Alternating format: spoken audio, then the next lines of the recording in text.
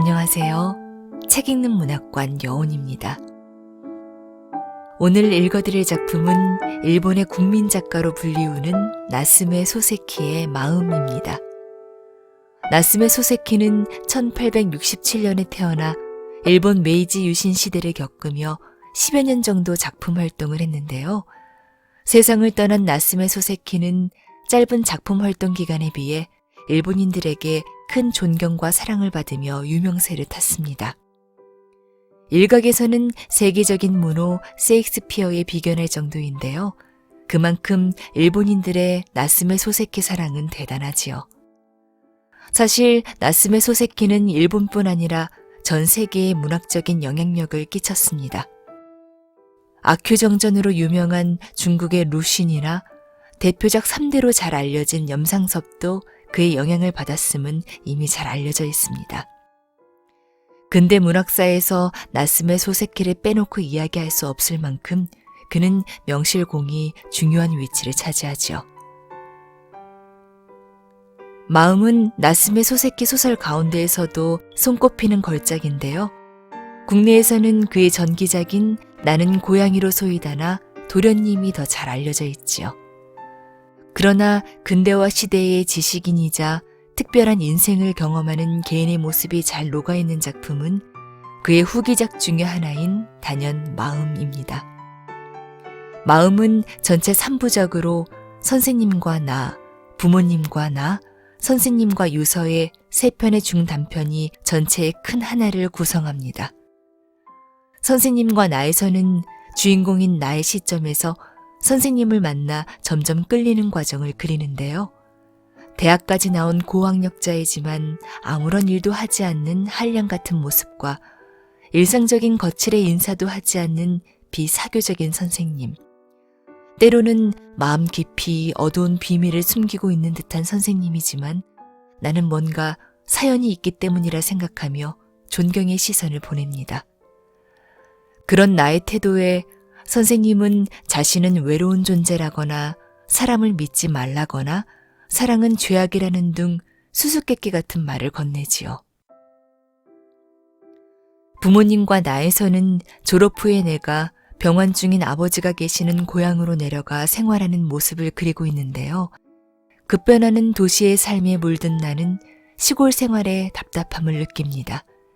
그리고 고루한 아버지의 모습에서 지식 있는 선생님을 떠올리거나 주위의 강요에 못 이겨 취직을 준비하는 척하는 모습 등에서 근대화를 겪는 나의 이중적이고 대립적인 마음을 잘 보여줍니다.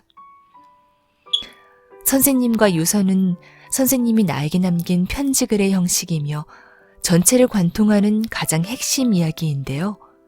두꺼운 분량의 편지에는 매달 찾아갔던 이름을 알 수 없는 묘소와 선생님의 마음 깊이에 자리한 사연, 왜 자신은 죽을 수밖에 없는지에 대한 나름의 변명이 담겨져 있습니다. 그 이야기를 통해 그동안 선생님이 했던 수수께끼 같은 이상한 말과 행동의 실체를 모두 고백하지요. 또한 1부와 2부에서 나왔던 사소한 내용이 하나로 연결되면서 추리소설과 같은 흥미를 자아냅니다.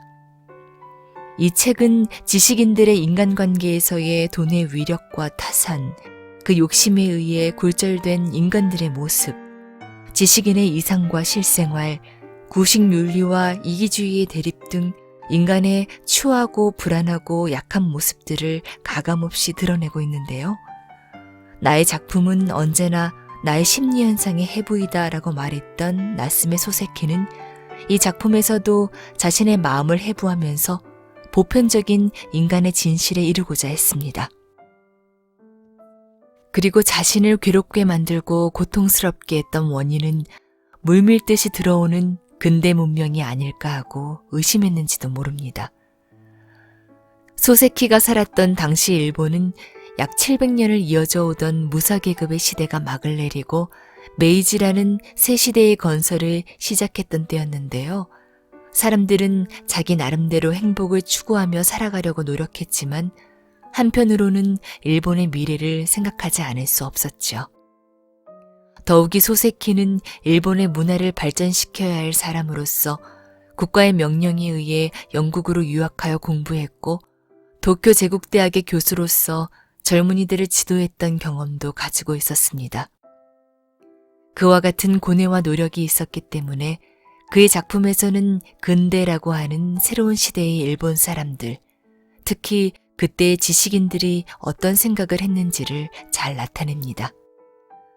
나스메 소세키는 우리들에게 인생과 사회의 숨김없는 본래의 모습, 그리고 인간의 삶을 깊게 추구해 나가는 과정을 통해 삶의 의미를 예리하게 성찰하는데요. 우리는 마음에서 근대화를 겪는 지식인의 전형뿐만 아니라 100년 전과 현재를 잇는 일본과 세계를 엮는 보편적인 인간의 모습을 엿볼 수 있습니다. 일본 역사상 가장 사랑받는 작가 나스메 소세키의 대표작 마음. 그 작품 속으로 잠시 들어가 보시죠. 구독과 좋아요는 사랑입니다.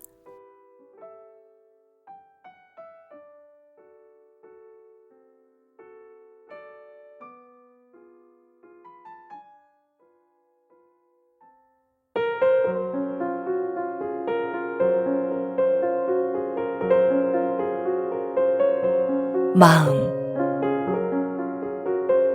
나스메 소세키 지음. 김환란 옮김. 발행 더 클래식.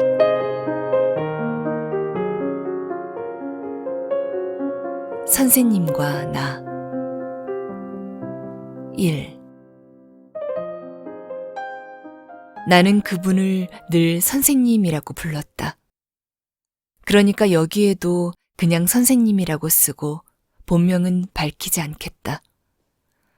이는 세상 사람들의 시선을 의식해서라기보다 그러는 편이 내게 더 자연스럽기 때문이다.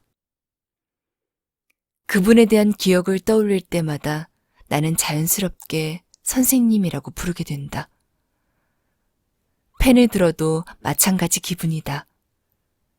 거리감이 느껴지는 이름 따위는 도저히 쓰고 싶지 않다. 내가 선생님을 알게 된 건 가마쿠라에서였다. 그때 나는 젊디 젊은 학생이었다. 여름방학을 이용해 해수욕장으로 놀러간 친구에게서 꼭 내려오라는 엽서를 받고는 얼마간의 돈을 마련해 가야겠다고 결심했다. 돈을 마련하는 데는 2, 3일이 걸렸다. 그런데 내가 가마쿠라에 도착한 지 사흘도 지나지 않아 나를 불러들인 친구는 갑자기 고향으로 돌아오라는 전보를 받았다. 전보에는 어머니가 편찮으시다고 쓰여 있었지만 친구는 그 내용을 믿지 않았다. 그의 부모님은 전부터 그가 썩 내키지 않는 결혼을 강요하고 있었기 때문이다. 그는 현대의 습관으로 보아선 결혼하기엔 아직 나이가 너무 어렸다. 게다가 부모님이 결혼하라는 여자도 그의 마음에 들지 않았다. 그래서 그는 여름방학임에도 고향에 돌아가지 않고 도쿄 근처에서 놀고 있었던 것이다. 그는 전보를 내게 보여주며 어떻게 하면 좋을지 물었다. 하지만 나도 어떻게 해야 할지 알 수 없었다. 만약 그의 어머니가 정말 편찮으시다면 그는 마땅히 돌아가야 했다. 결국 그는 고향으로 돌아갔고 모처럼 놀러온 나는 혼자 남았다. 학교 수업이 시작되기까지는 날짜가 아직 많이 남아 있었기에 가마쿠라에서 머물든 돌아가든 상관없는 나는 당분간 잡아둔 여관에 머물기로 했다. 친구는 주고쿠 지방에 사는 자산가의 아들로 경제적으로는 전혀 부족함이 없었지만 학교 분위기도 그렇고 나이도 어렸기 때문에 생활 수준은 나와 크게 다르지 않았다. 그래서 혼자 남겨진 나는 굳이 다른 여관을 찾을 필요가 없었다. 여관은 가마쿠라 외곽에 있었기 때문에 당구를 치거나 아이스크림을 먹으려면 논길을 따라 많이 걸어야 했다. 차로 가는 데만도 20전은 들었다. 하지만 여기저기 개인 별장이 들어서 있었고 바다와 가까워 해수욕을 즐기기에는 상당히 편리한 위치였다. 나는 매일 바다로 수영을 하러 나갔다. 낡은 초가집 사이를 지나 해변의 모래사장으로 내려가면 근처에 이렇게나 도시 사람들이 살고 있나는 생각이 들 만큼 피서를 온 사람들이 많았다. 어느 때는 바닷속이 공중 목욕탕처럼 온통 검은 머리로 북적일 때도 있었다.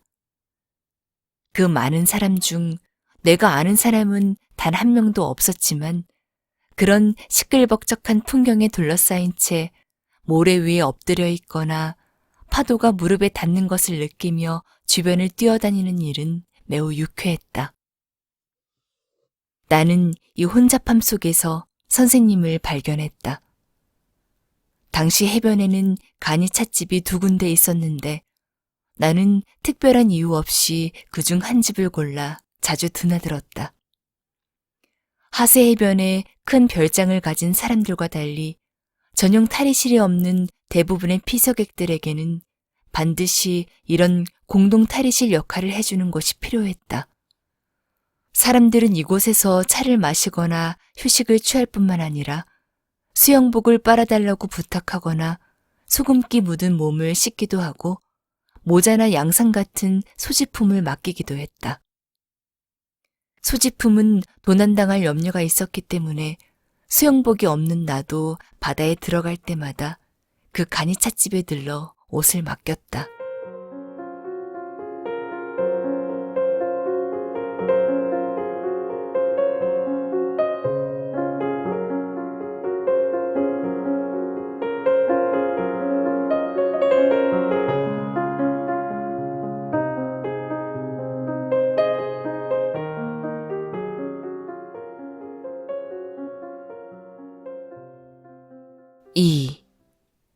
내가 간이 찻집에서 선생님을 봤을 때는 선생님이 마침 옷을 벗고 바다로 들어가려던 참이었다. 나는 그때 선생님과 반대로 물에서 막 나와 젖은 몸을 바람에 말리고 있었다. 선생님과 나 사이에는 시야를 가릴 정도로 많은 검은 머리가 움직이고 있었다. 특별한 이유가 없는 한 선생님을 보지 못할 수도 있었다. 그만큼 해변가가 북적인 데다 머릿속이 상당히 산만했음에도 선생님이 내 눈에 띈 것은 그가 어떤 서양인과 함께 있었기 때문이다. 서양인의 피부는 유난히 하얘서 찻집으로 들어오는 순간 금세 나의 시선을 끌었다. 일본 유카타를 입고 있던 그는 옷을 접의자 위에 훌렁 벗어놓은 채 팔짱을 끼고는 바다를 보며 서 있었다. 그는 우리가 입는 팬티 한 장 외에는 몸에 아무것도 걸치지 않았다. 내 눈에는 그 모습이 이상해 보였다. 나는 이틀 전 유이가 해변에서 모래사장 위에 쭈그리고 앉아 서양인들이 물속에 들어가는 모습을 오랫동안 지켜보았다. 내가 앉아있던 곳은 약간 높은 언덕인데다 바로 옆이 호텔 뒷문이라 많은 남자들이 해수욕을 하러 나오는 모습을 지켜보았지만 배나 팔, 허벅지를 드러낸 사람은 없었다. 더구나 여자들은 대부분 몸을 가리고 나왔다. 머리에는 고무로 만든 수영모를 쓰고 있어서 젓갈색이나 감색, 남색 머리가 파도 사이로 둥둥 떠다녔다. 바로 얼마 전 그런 모습을 지켜봐서인지 팬티 하나만 걸치고 서 있는 서양인이 내 눈에는 마냥 신기해 보였다. 얼마 후 서양인이 자기 옆을 보더니 그곳에 쭈그리고 앉아있는 일본인에게 한두 마디 건넸다. 그 일본인은 모래 위에 떨어진 수건을 주우려던 참이었는데 수건을 줍자마자 머리에 싸매고는 서양인과 함께 바다 쪽으로 걸어가기 시작했다. 그 일본인이 바로 선생님이었다. 나는 순전히 호기심에 해변을 향해 나란히 걸어가는 두 사람을 지켜보았다. 그들은 곧바로 파도 속으로 발을 집어넣었다. 얕은 곳에서 왁자지껄 떠들며 첨벙거리는 많은 사람들 사이로 빠져나간 두 사람은 비교적 넓은 곳에 도착하자 본격적으로 헤엄치기 시작했다. 그들은 바다 한가운데를 향해 계속 헤엄쳤다. 그러더니 방향을 바꾸어 일직선으로 헤엄쳐서 해변으로 돌아왔다. 두 사람은 다시 간이 찻집으로 와서 우물물로 씻지도 않고 금세 몸을 닦더니 옷을 주워 입고는 어디론가 가버렸다. 그들이 돌아간 뒤 접의자에 앉아 담배 한 개비를 물고 멍하니 앉아 선생님에 대해 생각했다. 분명히 어디선가 본 적이 있는데 아무리 생각해도 언제 어디서 만났는지 기억나지 않았다. 그때 나는 걱정거리가 너무 없어서 편하기보다는 무료해서 못 견딜 지경이었다. 그래서 나는 다음날 선생님을 본 시간에 맞춰 일부러 간이 찻집에 갔다. 그런데 서양이는 오지 않고 선생님 혼자 밀짚 모자를 쓰고 나타났다. 선생님은 안경을 벗어 탁자 위에 올려놓고는 수건으로 머리를 싸맨 후 해변을 향해 빠른 걸음으로 내려갔다. 선생님이 어제처럼 붐비는 인파 속을 뚫고 혼자 헤엄치는 모습을 본 나는 갑자기 뒤쫓아가고 싶었다. 물을 머리 위까지 튀기며 얕은 물속을 지나 꽤 깊은 곳까지 걸어간 후에 거기서부터는 선생님을 목표로 팔을 크게 저으며 헤엄치기 시작했다. 그런데 선생님은 어제와 달리 활로 커브를 그리며 묘한 방향에서 해변을 향해 돌아가기 시작했다. 그래서 결국 나는 목적을 이루지 못했다. 내가 바다에서 나와 물방울이 뚝뚝 떨어지는 손을 털면서 간이 찻집으로 들어섰을 때 이미 옷을 다 갈아입은 선생님은 밖으로 나갔다.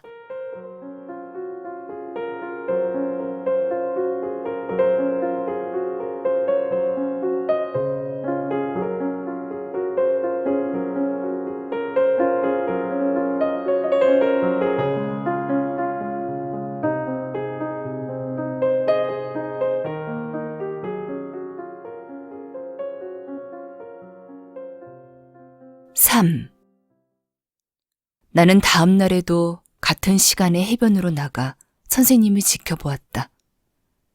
그 다음 날에도 같은 일을 반복했다.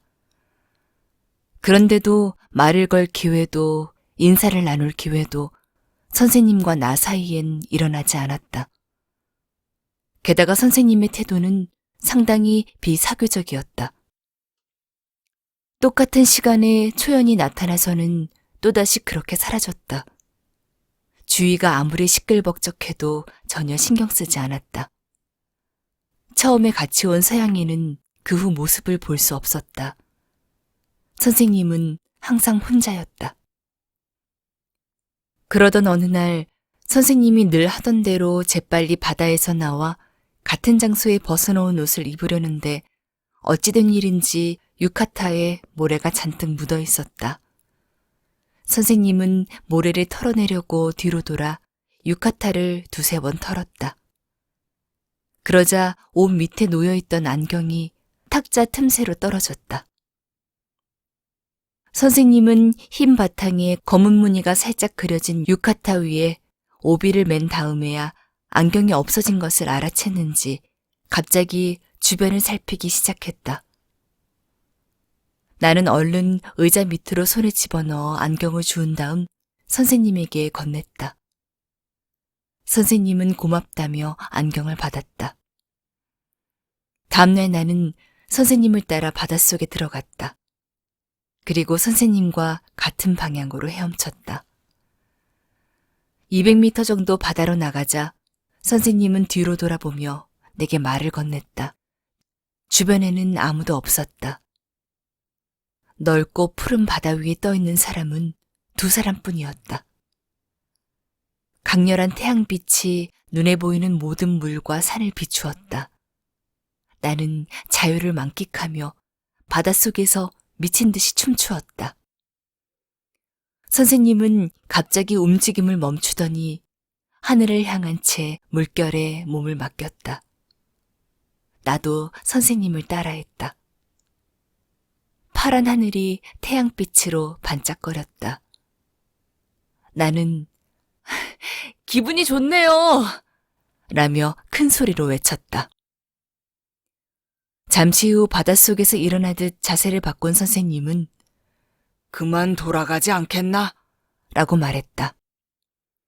체력이 강한 편인 나는 물속에서 좀 더 놀고 싶었지만 네, 그러시죠. 라고 대답했다. 그리고 우리 두 사람은 다시 헤엄쳐서 해변으로 돌아갔다. 그날 이후 선생님과 가까워졌다. 그러나 선생님이 어디에 묵고 있는지는 몰랐다. 그날로부터 이틀이 지나고 4일째 되던 날 오후였던 것 같다. 간이 찻집에서 만났을 때 선생님이 내게 불쑥 말했다. 자네는 이곳에 오래 머물 생각인가? 그때까지 아무 생각 없던 나는 선생님의 느닷없는 질문에 얼른 답이 떠오르지 않았다.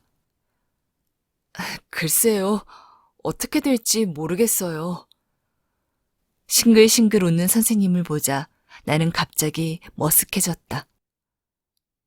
선생님은요? 내 입에서 선생님이라는 말이 나온 건 그때가 처음이었다.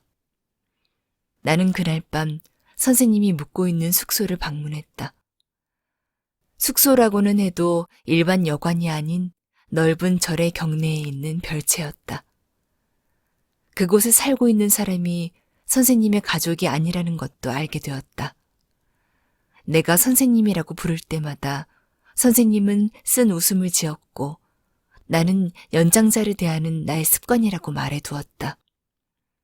그리고 나는 지난번에 본 서양인에 대해 물어보았다. 선생님은 그가 독특한 사람이라는 것과 지금은 가마쿠라에 없다는 것 등 이런저런 이야기 끝에 자신은 일본인과도 별로 친하게 지내지 않는데 그런 외국인과 가까워진 것은 참 이상한 일이라고 말했다. 나는 어디선가 선생님을 본 적이 있는데 도무지 기억이 나지 않는다고 말했다. 당시 아직 어렸던 나는 상대방도 나와 같은 느낌을 받지 않았을까 생각하고는 마음속으로 선생님의 긍정적인 답변을 기대했다. 그런데 잠시 후 선생님은 나는 자네를 한 번도 본 적이 없네. 다른 사람과 착각한 거 아닌가? 라고 말했고 이상하게도 나는 실망감을 느꼈다.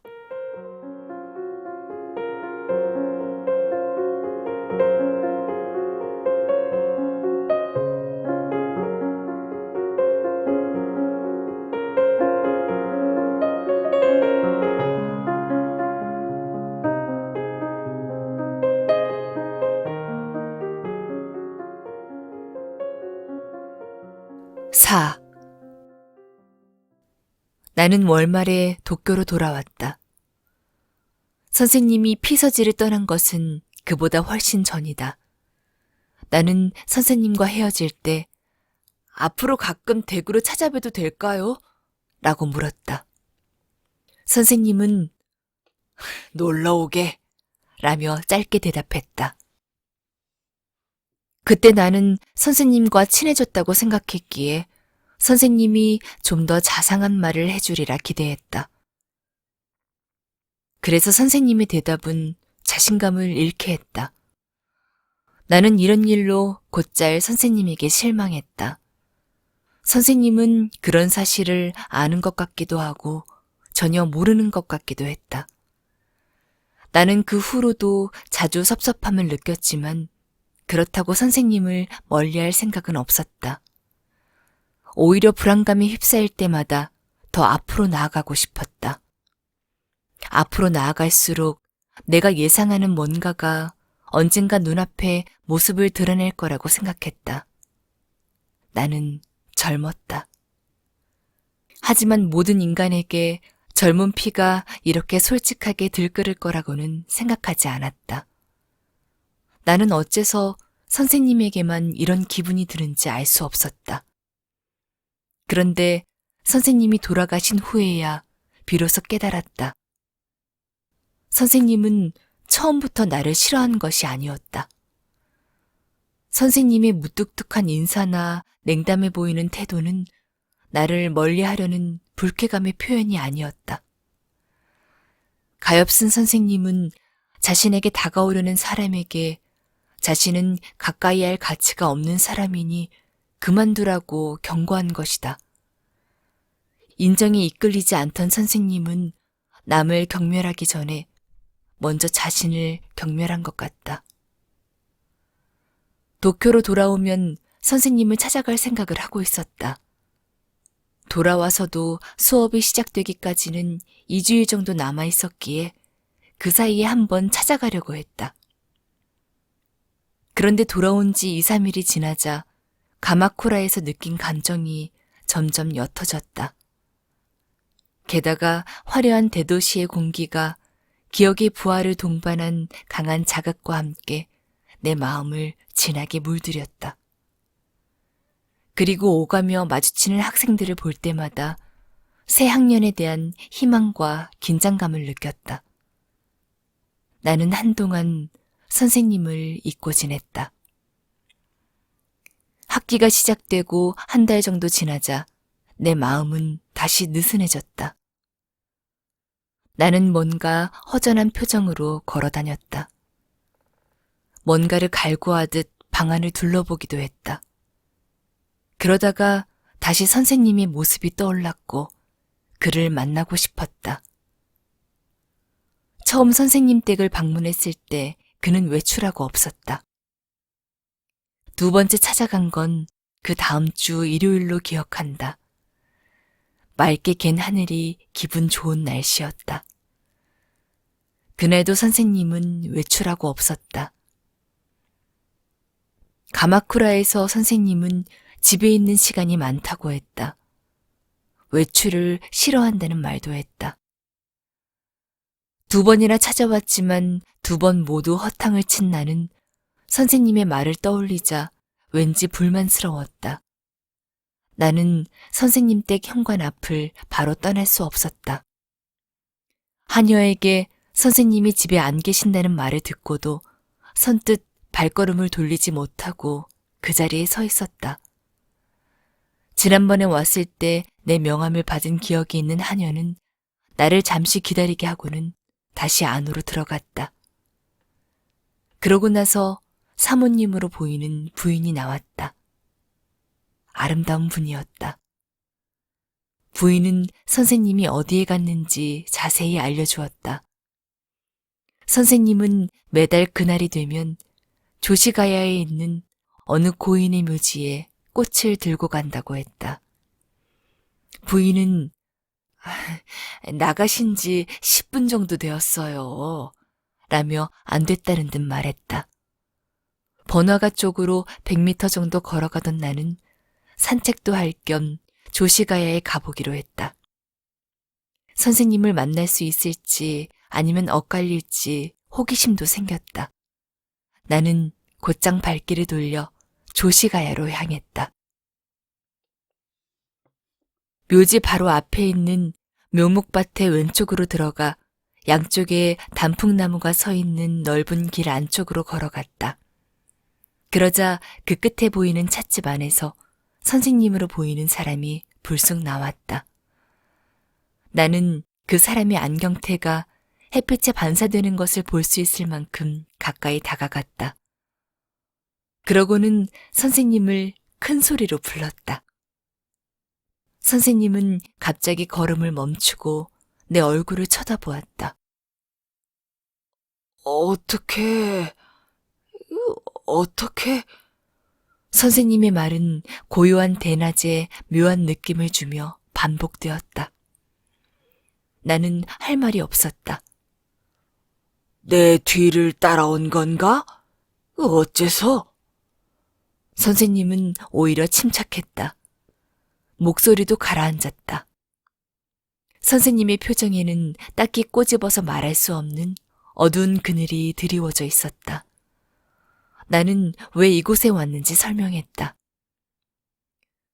아내가 누구의 묘지에 갔는지 말해주든가? 아니요, 그런 말씀은 없으셨어요. 그래, 하긴 처음 만난 자네에게 그런 말을 할 리 없지. 말할 필요도 없으니까. 선생님은 그제야 안심한 듯한 표정을 지었다. 나는 그 의미를 전혀 알 수 없었다.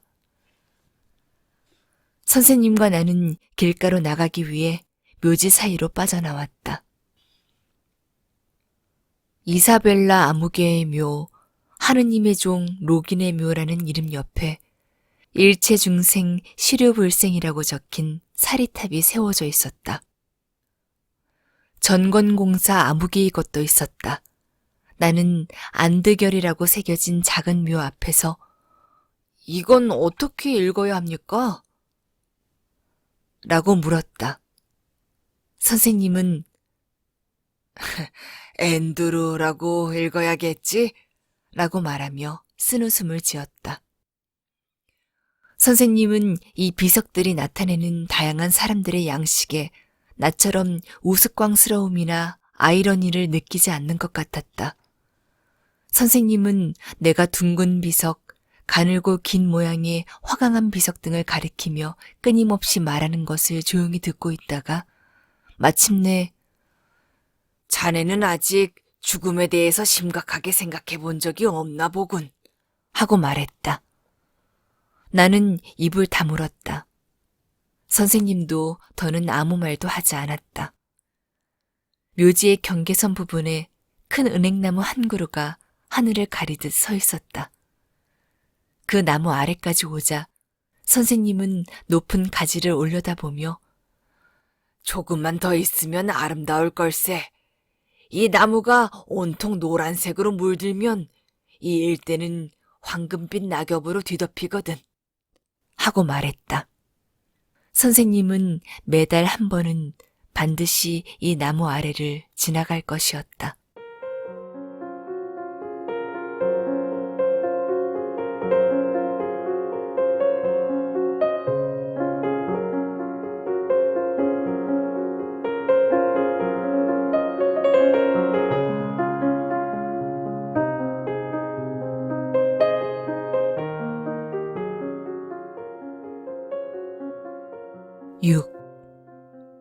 나는 그날 이후 가끔 선생님 댁을 방문했다.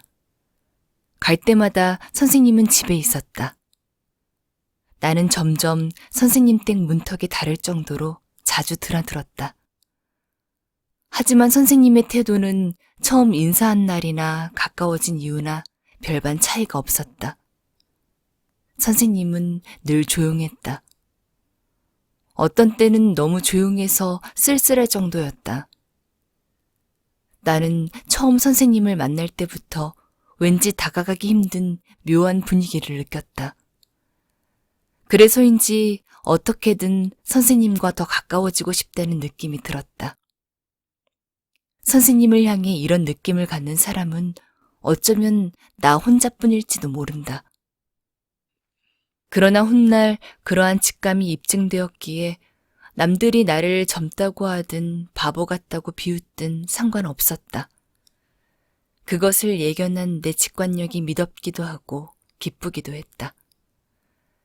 인간을 사랑할 수 있는 사람, 사랑하지 않고는 못 배기는 사람, 그러면서도 자신의 품 안으로 들어오려는 사람을 두 팔 벌려 껴안을 수 없는 사람, 그가 바로 선생님이었다.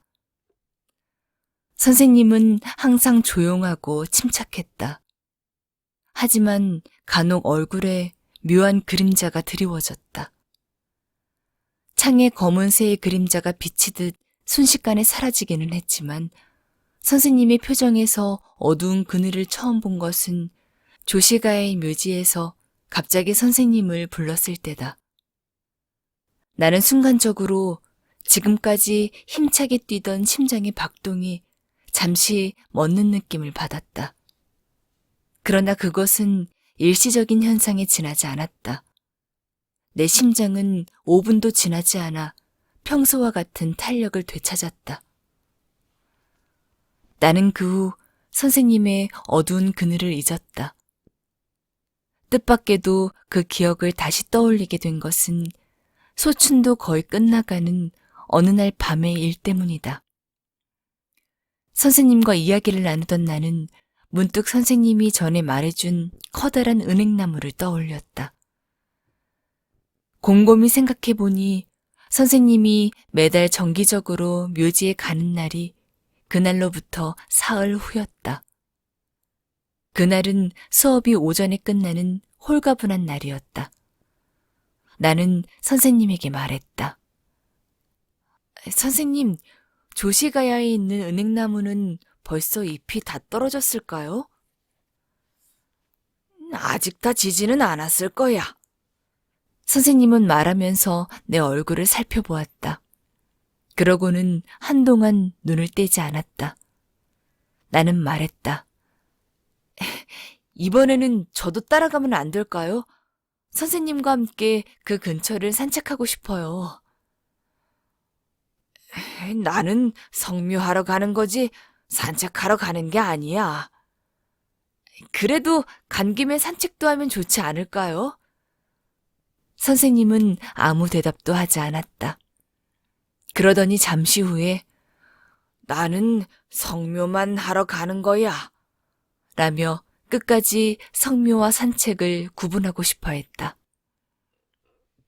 내가 따라가는 것을 싫어하는 것 같아서 나는 그때의 선생님이 어린애처럼 괜한 고집을 부린다고 생각했다. 그럼 성묘만이라도 좋으니 저를 데려가 주세요. 저도 성묘를 할게요. 사실 성묘와 산책을 구분하는 것은 무의미했다. 내가 따라가겠다고 고집을 부리자 선생님의 표정이 어두워졌다. 눈빛도 이상했다. 귀찮거나 싫거나 혹은 두려워하는 눈빛이라고도 할 수 없는 어떤 희미한 불안감이 깃든 것이었다.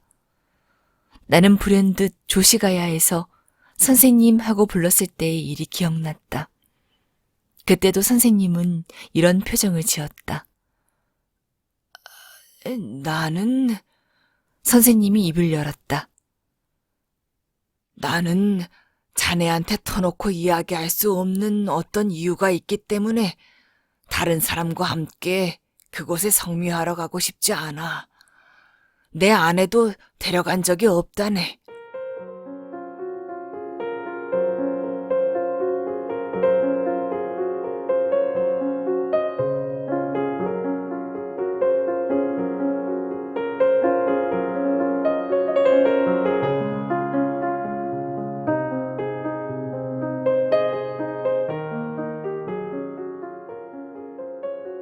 7.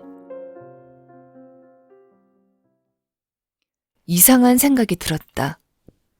하지만 어차피 선생님을 연구하려고 선생님 댁에 드나든 건 아니므로 더는 선생님을 귀찮게 하지 않기로 결심했다. 지금 돌이켜보면 그때 내 태도는 내 생활 가운데 오히려 존중할 만한 것 중에 하나였다. 그 덕분에 나는 선생님과 인간적인 따뜻한 교류가 가능했다고 생각한다. 만약 내 호기심이 조금이라도 선생님의 심중을 파고들려는 기색을 보였다면 두 사람 사이를 이어주는 공감대의 실은 그때 가차없이 끊어지고 말았을 것이다. 젊었던 나는 그런 나의 태도를 전혀 깨닫지 못했다. 그렇기에 높이 살 만한 것인지도 모르지만 만일 잘못해서 반대로 행동했다면 두 사람 사이에 어떤 결과가 생겼을지 상상만 해도 소름이 끼친다. 그렇잖아도 선생님은 차가운 눈빛으로 파고드는 것을 항상 경계했다. 나는 매달 두세 번은 반드시 선생님 댁을 방문했다. 내 발길이 점차 잦아지던 어느 날 선생님이 불쑥 내게 물었다. 왜 나 같은 사람을 자주 찾아오는 건가? 글쎄요, 특별한 이유는 없어요. 혹시 제가 귀찮게 해드렸나요? 귀찮은 건 아니야.